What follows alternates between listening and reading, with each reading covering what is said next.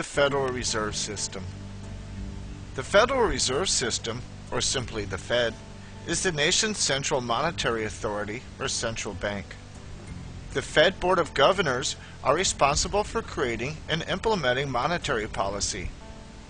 Many Americans are not even aware of the important role the Fed plays in our country. The interest rates Americans pay on home loans, car loans, or whether they can even get a loan at all, is strongly affected by the decisions and actions of the Fed. In fact, the Fed chairman, currently Ben Bernanke, is often called the second most powerful person in America. Let's look at the organization of the Federal Reserve. The Fed basically has three levels. At the top level is the Board of Governors, with its chairman, Ben Bernanke, the Federal Open Market Committee, or FOMC, and the Federal Advisory Council. The middle level consists of 12 Federal Reserve banks located throughout the U.S. And the bottom or third level consists of thousands of member banks located throughout the U.S. and the non-bank public, you, me, everybody else. The Board of Governors consists of 7 members who are appointed by the President for 14-year terms. They are not eligible for reappointment. The President also appoints one of the 7 members as the Chairman of the Board for a term of 4 years. The Chairman may be reappointed.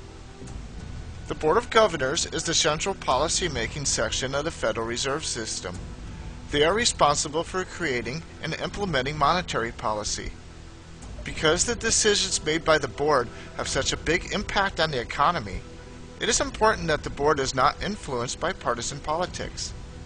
Because of this, the decisions made by the Board do not have to be approved by Congress or by the President. The Federal Open Market Committee, or FOMC, is responsible for the buying and selling of government securities, bills, bonds, notes, in the open market to change interest rates and affect the availability of credit. The 12-member committee consists of the 7 Board of Governors plus 5 presidents of the Federal Reserve Banks. The FOMC will be discussed more in a future video on interest rates and FOMC decisions. The Federal Advisory Council. The members of the Federal Advisory Council consist of 12 commercial bankers, with 1 member being selected by each of the 12 Federal Reserve Banks. The Federal Advisory Council acts as a junction between bankers and the Board of Governors. It meets with the Board of Governors to report on general business conditions throughout the nation and to give advice about future banking policies. Federal Reserve Banks. The Federal Reserve Act, which created the Federal Reserve System, divided the country into 12 districts. It also established a separate Federal Reserve Bank for each district. This is much different than most countries. Most countries only have a single central bank. The Federal Reserve Banks could be called bankers' banks in that they deal only with other banks and other financial institutions. They do not deal with the public. Each Federal Reserve Bank is owned by the commercial banks in its district who are members of the Fed. They are required to buy stock in the Federal Reserve Bank when they become members of the Fed. Although the Federal Reserve Banks are privately owned, their main goal is to carry out monetary policy as dictated by the Board of Governors. Commercial banks fall into 2 categories: national banks and state banks. National banks are chartered by the federal government and are required to become members of the Fed.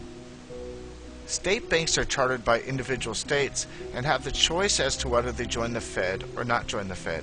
However, even if they do not join, state banks must still abide by the rules of the Fed.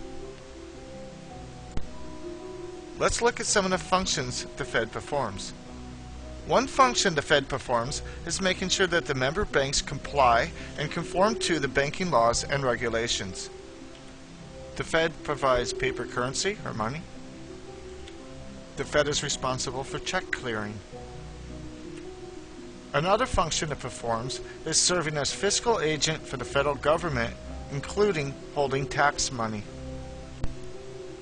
The Fed also holds the required reserves that banks and other financial institutions are required to keep, and it sets the reserve limit requirements.